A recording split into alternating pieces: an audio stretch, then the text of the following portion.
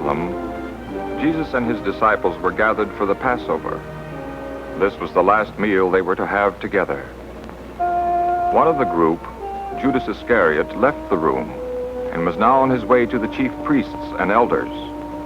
He knew that when the supper was over, Jesus and the disciples would go to a garden called Gethsemane. 2 days before the supper, Judas had gone to the priests and elders and made a bargain with them to betray Jesus. Now he had come to tell them that the time was at hand and that he would lead them to Jesus. The supper being over, Jesus led his disciples toward the Mount of Olives just outside the city wall, where to the Garden of Gethsemane they had often come for prayer and meditation.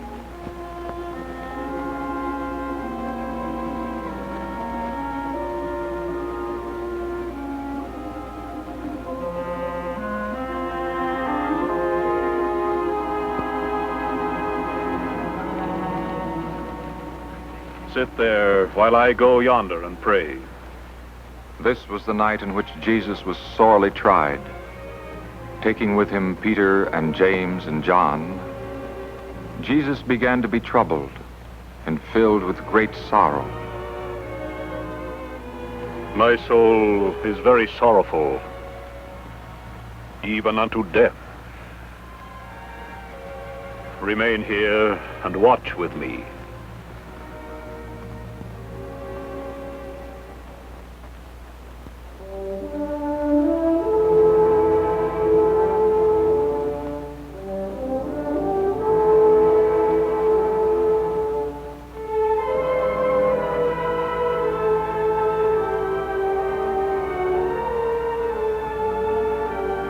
And so, going a little farther away from them, Jesus began to pray.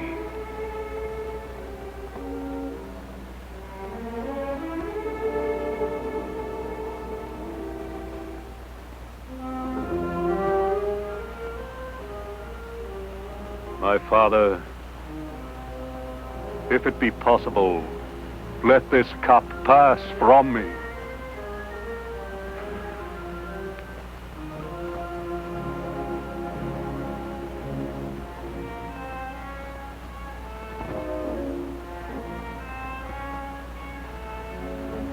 Nevertheless, not as I will, but as thou wilt.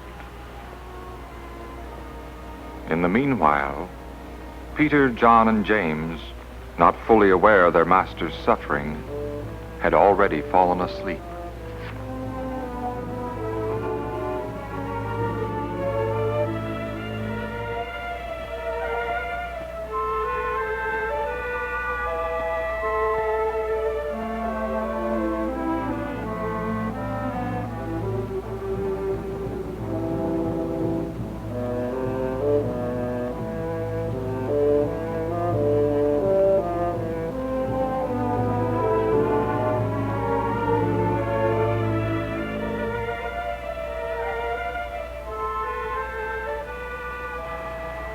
Simon Peter, you are asleep.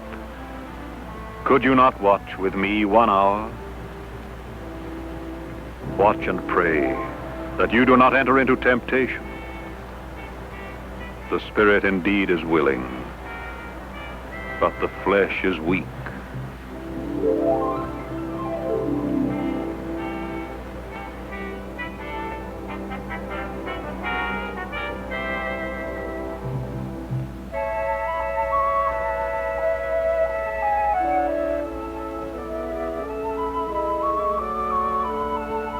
For the second time, Jesus went away from them to pray. This time, he spoke as though the words were torn from his heart. Father, if thou be willing, remove this cup from me.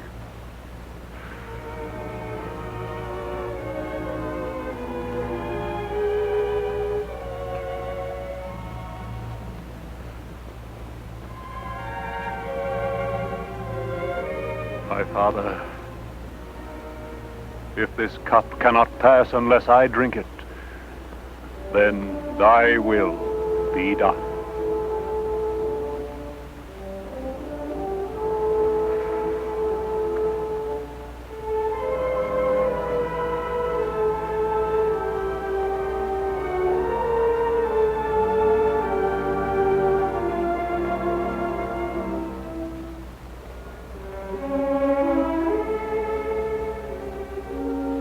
Again, Jesus came back and found them sleeping. So, leaving them once more, he went away and prayed for the third time, repeating the same words, pouring out his heart to God, begging his heavenly Father, "Oh, my Father, if this cup may not pass away from me, except I drink it, thy will be done."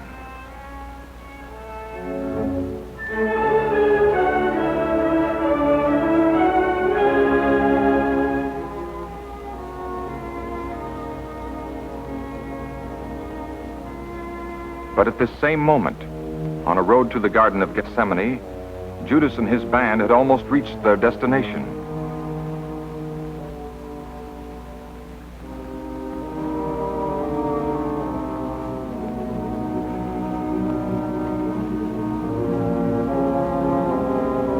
Having prayed for the third time, Jesus once more returned to his disciples.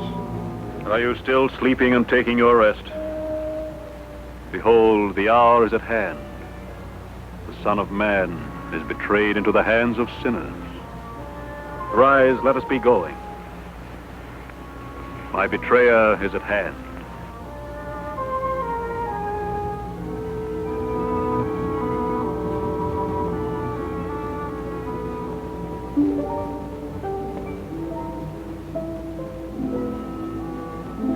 The one I shall kiss is the man.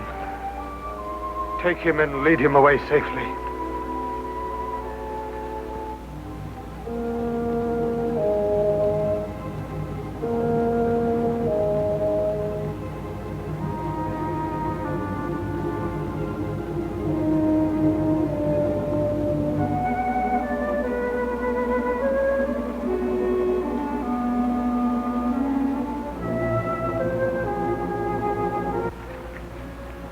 Hail, Master.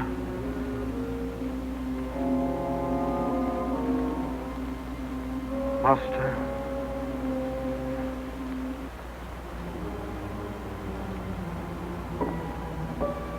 Judas, will you betray the Son of Man with a kiss?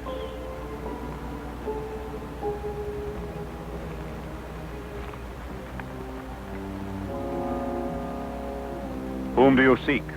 Jesus of Nazareth. I am he. When he said to them, "I am he," they drew back and fell to the ground.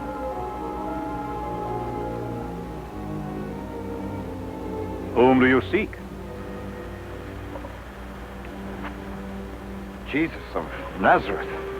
I have told you that I am he. Then if you seek me, let these men go their way.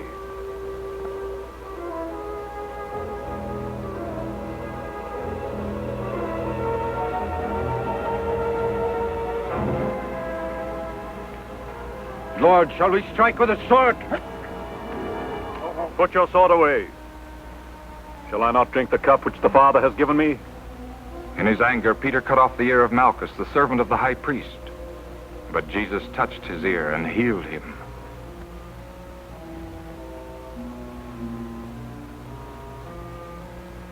All who take the sword will perish by the sword. Do you think that I cannot appeal to my Father, and he will at once send me more than 12 legions of angels? Have you come out as against a robber with swords and clubs? When I was with you day after day in the temple, you did not lay hands upon me. But this is your hour, and the power of darkness. And so, Jesus of Nazareth was betrayed by one of his own disciples, arrested by the officers of the high priests, and led away to be tried. But these things were done that the scriptures might be fulfilled. Hiding in the shadows of the garden, Judas watched the guards lead Jesus away. And now that it was done, he began to think about the events of the past few moments. Somehow he had a feeling that if Jesus had wanted to, he could have gone free. Had not the guards been struck by some unseen power? Had they not fallen to the ground when Jesus had said who he was? What would they do with him? Perhaps he'd better follow along and see what would happen next. Back in Jerusalem, Judas wondered where they had taken Jesus. Perhaps if he were careful, he might overhear some news.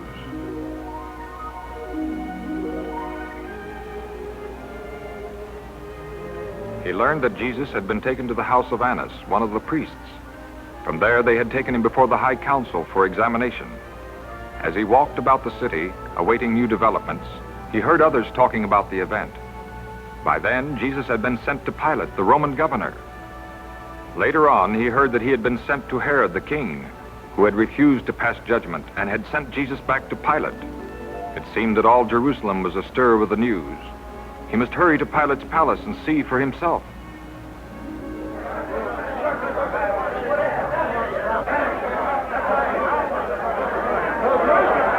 In Pilate's courtyard, an unruly crowd, urged on by the priests, had gathered to demand the death of Jesus. Here Judas again saw the man he had followed. Suddenly, as though blotting out everything else, the sorrowful figure of his former master was stamped on his mind. Judas felt his heart grow cold within him. He had done this. His betrayal had brought Jesus to this plight. But this was not the end.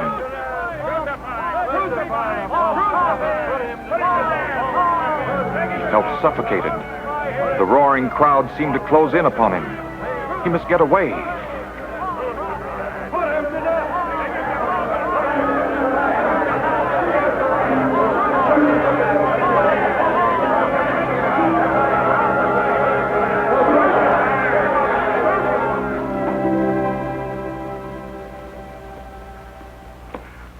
I have sinned. I have sinned and betrayed innocent blood. What has that to do with us? See to it yourself.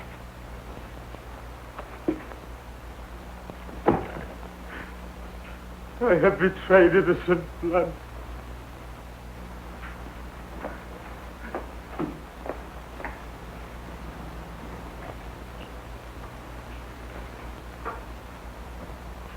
Since this silver is blood money, it's unlawful to return it to the treasury.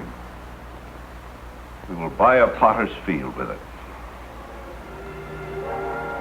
For the Son of Man goes as it is written of him. But woe to that man by whom the Son of Man is betrayed. It would have been better for that man if he had not been born.